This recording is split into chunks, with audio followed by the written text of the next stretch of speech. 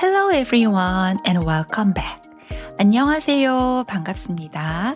This is Jiwon and you are listening to Understanding Korea one story at a time where we talk about Korean history, culture, and the very specific ways they quietly shape our everyday lives. This podcast is companion to my weekly newsletter, so each episode gives me a little more room to slow down, explain the context, and follow the story in a different way. If you read my newsletter last week or listened to the podcast, you may already know that I'm taking a pause from my regular weekly Thursday essays for the rest of the summer.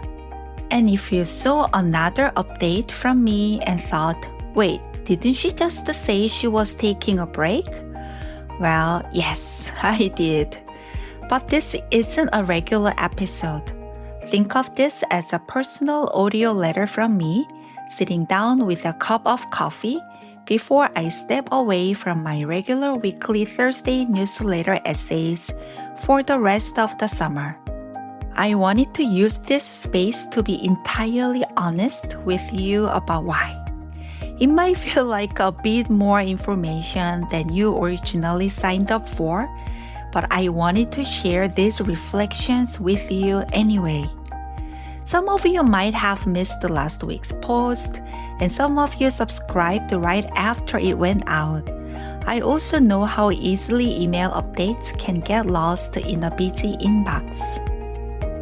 So I wanted to make sure I shared my gratitude with you, along with a personal summer note on motherhood, unfinished books, paid subscriptions, and finding a rhythm that can actually last. Let me start with the practical part. You may still see me occasionally on Substack Notes, social media, or through web-only archive posts on the Substack site. I'm not disappearing completely, but I'm taking a pause from the regular weekly Thursday essays and podcast. Jihyun, who works with me on this newsletter, brainstorms with me, fills in Korean context I need, and finds sources I would otherwise miss, is also having a very full summer. So this slower rhythm feels right for the people behind the work, as well as for the work itself. And I wanted to tell you this not just as a schedule update, but as honestly as I can. Maybe a little more honestly than a newsletter or podcast update usually needs to be. But I wanted to tell you anyway. So let me explain why I am stepping back. There is no shortage of writing about Korea right now. There are travel guides, news explainers, K-drama recaps, K-pop analysis, academic books, memoirs, hot takes, and beautiful personal essays. It is a crowded room. And for my work to mean something in that room, I feel that I have to do more than simply say, here is an interesting thing about Korea. Every time I write, I dig through sources. I read, cross-check, verify, compare, and try to understand the context behind the thing I'm writing about. Because my goal has always been the same, to show you Korea in layers, not headlines. Not just the surface, but the history beneath it. Not just the custom, but the feeling inside the custom. Not just the interesting fact, but the social world that made that fact possible. I love this work. I love taking something that seemed small, a bowl of rice, a delivery app, an iced Americano, or a sentence like, "Did you eat?"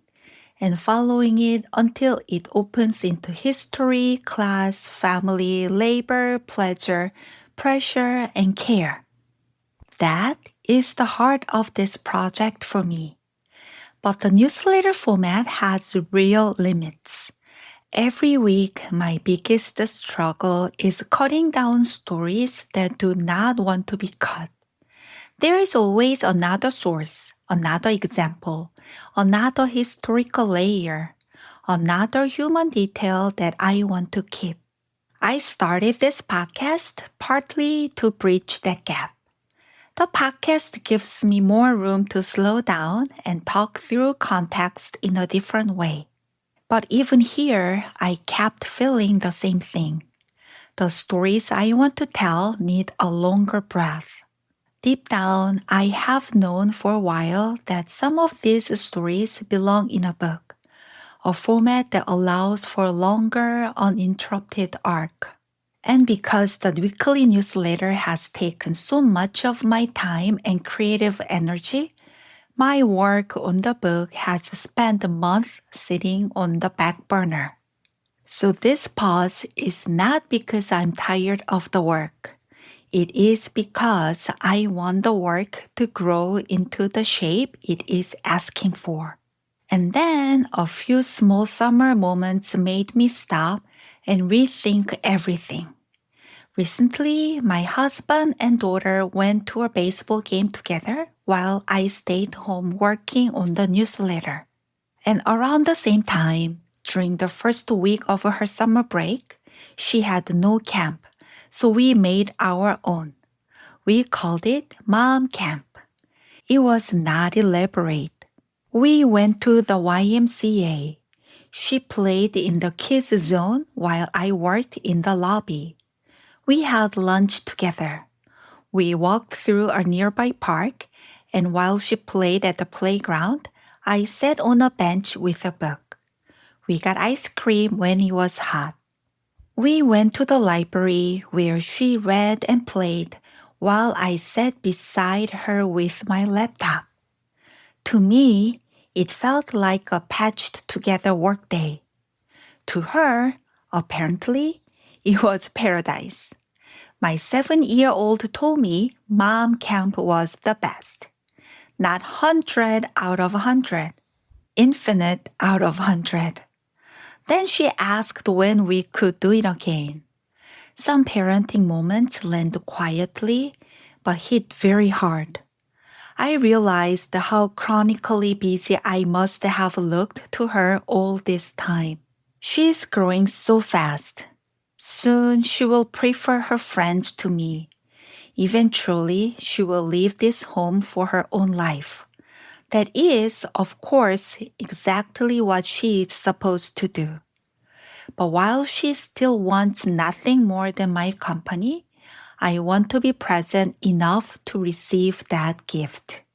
I do not want to miss this summer entirely because I am always trying to meet the next deadline. So this pause is partly for the book, partly for my child, and partly for the future of this newsletter and this podcast too.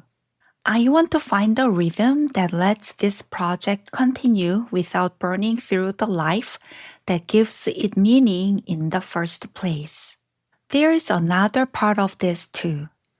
This got me thinking in a slightly morbid way that I will not apologize for.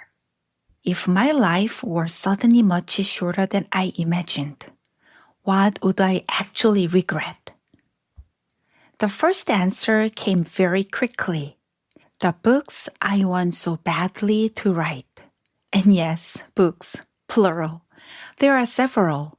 I would regret that they remained unwritten because I had not yet given them the time and care they deserve. The second answer was all the wonderful books already out in the world that I still have not read. And the third answer was places. The places I have not gone. I have a restless urge to explore what I have not seen yet. And I got lucky. I married someone who feels the same pull toward the unfamiliar. And somehow we made a kid with that same instinct. It does not have to be far. I want to make the most of where I already live, the Pacific Northwest, while my daughter is still young enough to want to explore it with me. A few days ago, I took a photo of her at a park just 10 minutes from our home. She was sitting on a huge fallen tree by the water, framed by leaves, looking out over the lake. And I thought, this is what I mean. We live so close to places like this. And yet, when I am always racing toward the next deadline, I can miss what is right in front of me. When I earned tenure in Chicago, I remember thinking, okay, this is it. This is home now. I genuinely believed I would build the rest of my life there. And yet, after 7 years in Chicago, just 1 year after earning tenure, I left for Seattle anyway. Right now, it feels like I'll be here for a long time, but life has already taught me not to assume that. So I want to read more, write more, and explore this incredible landscape more slowly. Slowly, imperfectly, but with my daughter while I still can. That is also part of why I need this summer. Okay, let me shift gears a little and talk about some practical stuff too, because I know some of you have been wondering. On my last podcast episode, I mentioned I would be returning bi-weekly starting in September. I want to be honest with you. I'm actually still figuring that out.